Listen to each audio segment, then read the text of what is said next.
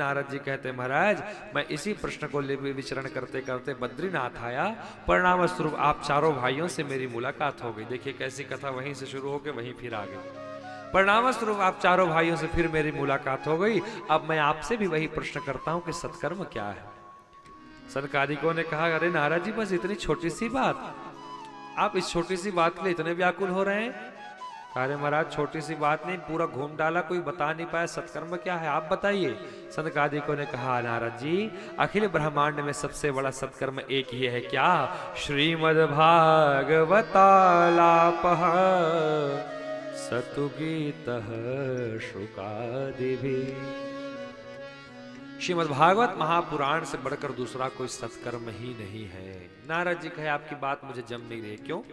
अरे महाराज मैं ये भागवत योग वेदों से प्रकट हुई है, मैं ज्ञान वैराग्य को वेद सुना डाला, उपनिषद सुना डाला, गीता सुना डाला, तब भी उनमें कोई असर नहीं हुआ। अब आप कहते हैं भागवत जी सुनाइए। आखिर ये भागवत जो है ये वेदों से ही तो प्रकट हुई है।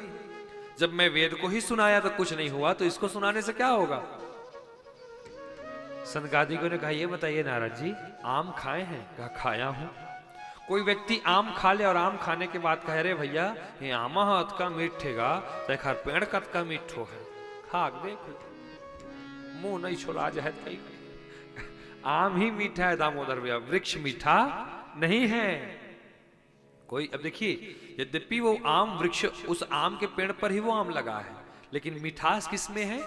आम में, वृक्ष में नहीं है। जिस प्रकार घी जो है, घी से दीपक जलता है और घी निकलता कहां से? दूध से है।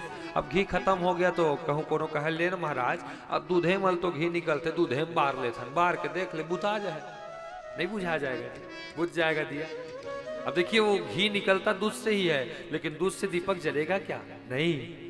शक्कर बनता गन्ने के रस से है। अगर शक्कर खत्म हो जाए, कोई आया मेहमान, तो आप कहेंगे क्या शक्कर सिरा के गन्ने के रस में चाय बना दे? तो बनी जी नहीं बने। क्यों?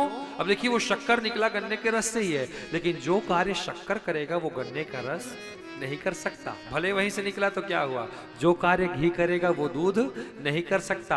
जो कार्य आम करेगा वो आम का वृक्ष नहीं कर सकता नारद जी। उसी प्रकार जो कार्य श्रीमद् भागवत जी करेगी, भले ये वेदों से प्रकट हुए तो क्या हुआ, जो कार्य भागवत जी करेगी वो बड़े बड़े वेद भी नहीं कर सकते। इतनी महिमा भागवत जी की है। जहां इस प्रकार समझाया नारद जी समझ गए। कहे महाराज आज समझ गए। कहा जब तक आप जैसे संतों का संग नहीं होगा तब तक की गूढ़ बातें समझ आने वाली नहीं है।